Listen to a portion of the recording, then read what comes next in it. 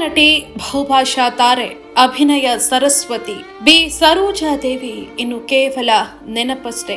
ವಯೋಸಹಜ ಕಾಯಿಲೆಯಿಂದ ಬಳಲ್ತಾ ಇದ್ದಂತಹ ಬಿ ಸರೋಜಾದೇವಿ ಇಂದು ಬೆಂಗಳೂರಿನ ಮಲ್ಲೇಶ್ವರಂನಲ್ಲಿರುವ ತಮ್ಮ ನಿವಾಸದಲ್ಲಿ ವಿಧಿವಶರಾಗಿದ್ದಾರೆ. ಅವರಿಗೆ 87 ವರ್ಷ ವಯಸ್ಸಾಗಿತ್ತು. ವಯೋಸಹಜ ಕಾಯಿಲೆಯಿಂದಾಗಿ ಬಿ ಸರೋಜಾದೇವಿ ನಿಧನರಾಗಿದ್ದಾರೆ.